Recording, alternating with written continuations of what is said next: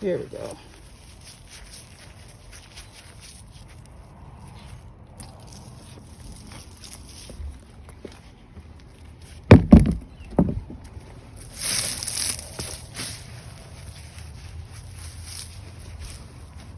Oh, here's another good one.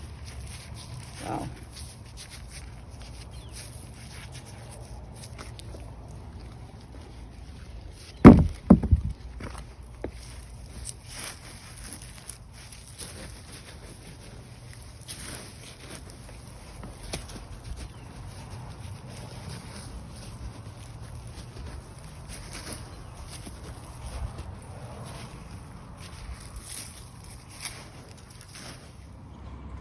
A lot of the garden didn't do super well this year. I think it might have been a nitrogen or some sort of deficiency with some of the nutrients, but the potatoes are awesome this year. So happy.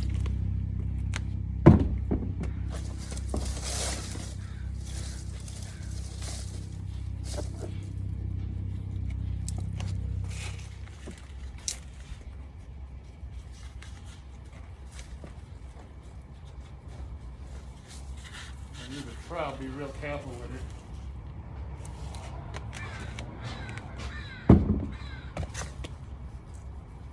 Wow.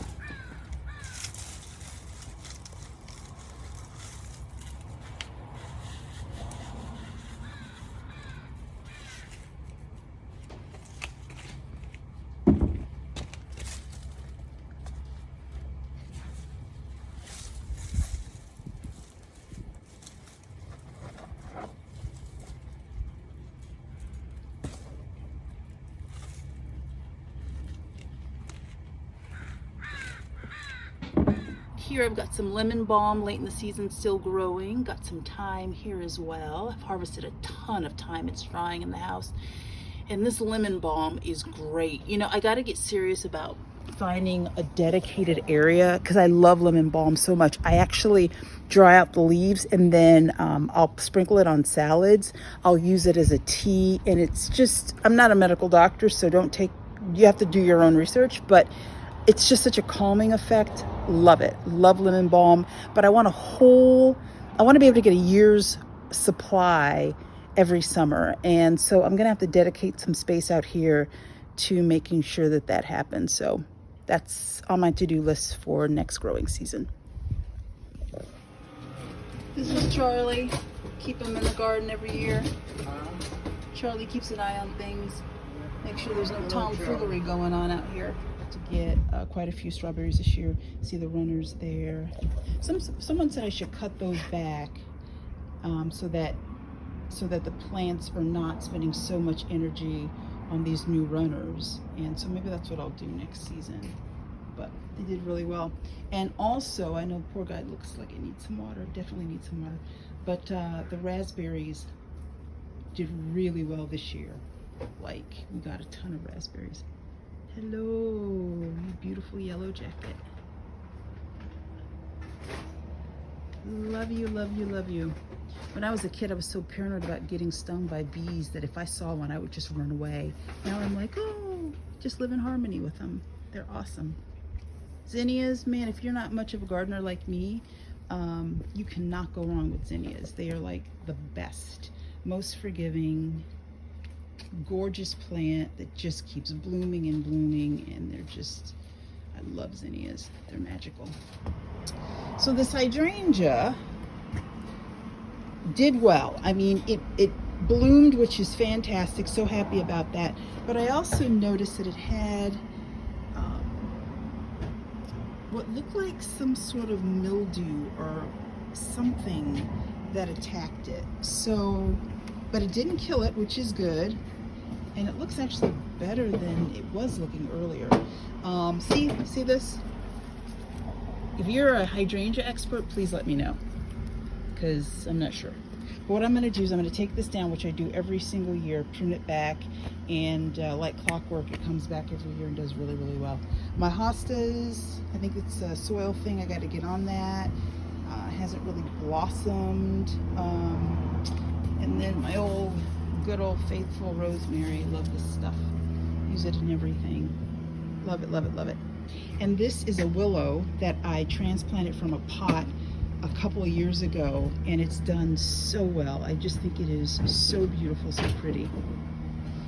And this is some of my yard art, because at the beginning of the season I was like, oh, I want something really, really cool and really colorful. So I was like, I'll go online and see what I can find. And I thought the prices were ridiculous. So I said, you know what? I'm gonna go to Home Depot, get some paint, and I'm just gonna make something cute. And yeah, that was great. Oh, here's another bummer this year. There was mildew that got on this shrubbery tree. But anyway, and it has been just a fight. I think I'm just going to end up cutting this back significantly and hoping for next year.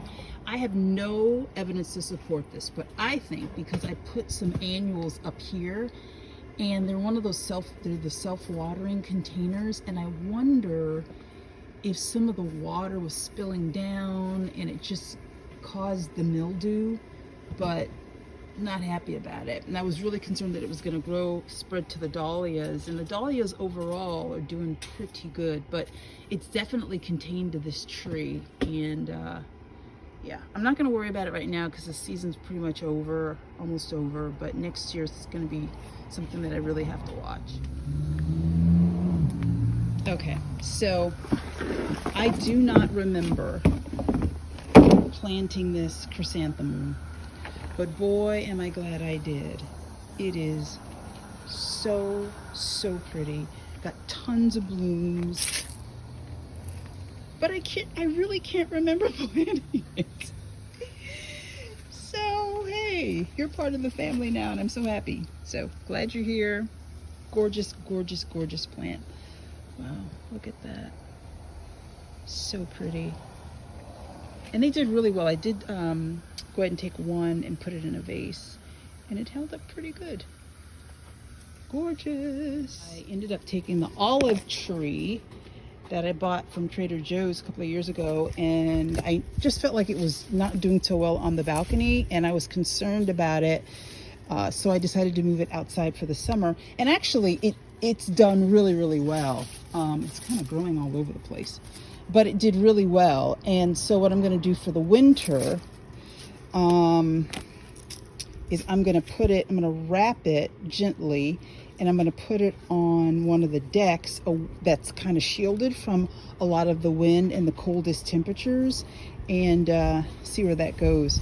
I wonder if I could just put this in the ground. So if you know anybody, whatever you think, let me know. Do you think I should just try the next summer to just put it in the ground and leave it alone and trust that Trader Joe's sold it here in Seattle knowing that it could adapt to the environment? I have no idea. So, but I love this guy. I just think they're beautiful. Reminds me of Italy.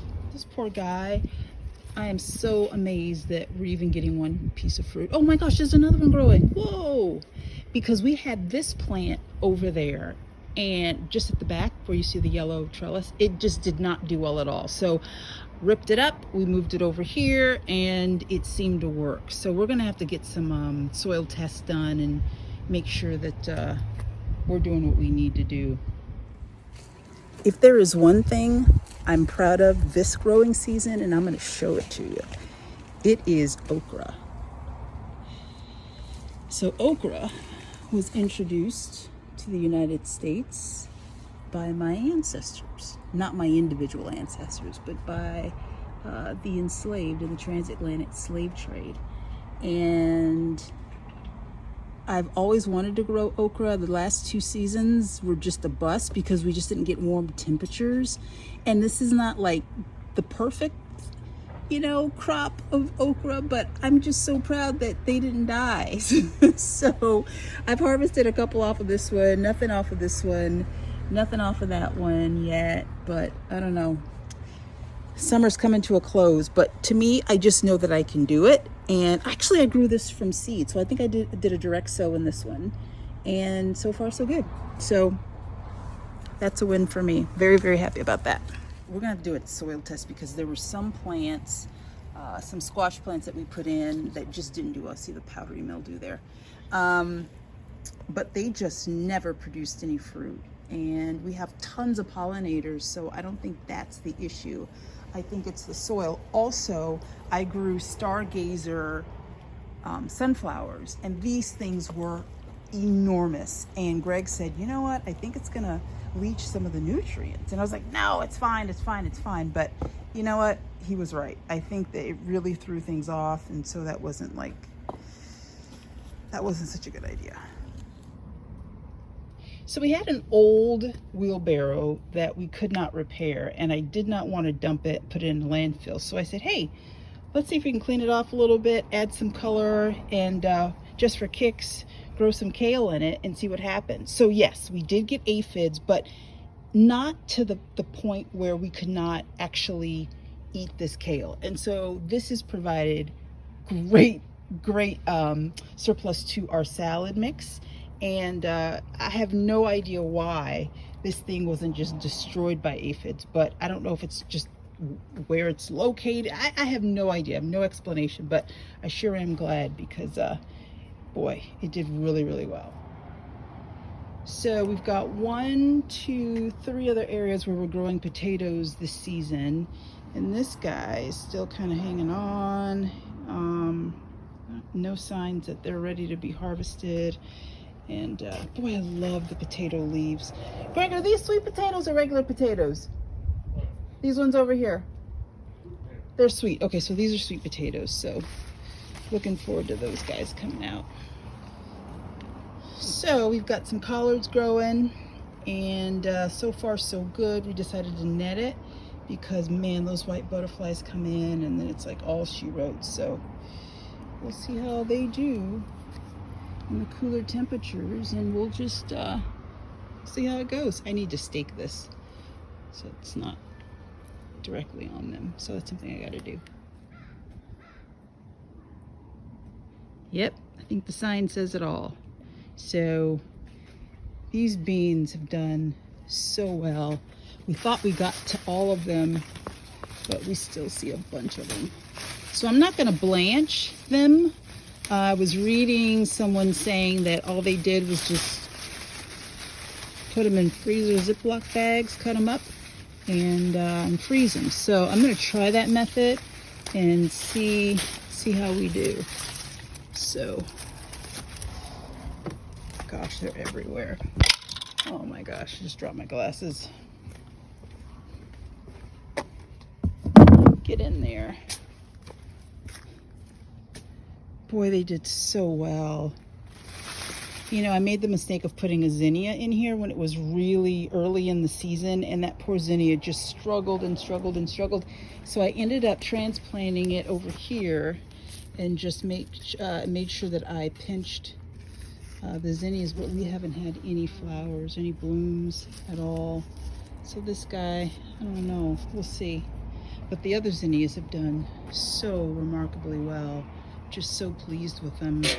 And you know what, I usually don't cut them and put them in the house. I usually just kind of keep them out here, but I think this year I'm gonna do something different. I think I'm just gonna try my hand at enjoying them inside the house. They do pretty well.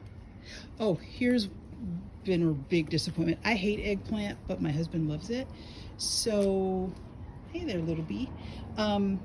So he planted a couple of them, and we've had blooms for months, but absolutely no fruit. So clearly there is a nutrient problem. No real pest infestation that we could see, but yeah, I don't know. It's just one of those really, really, really weird years. And I'm sure there's some simple explanation. But yeah.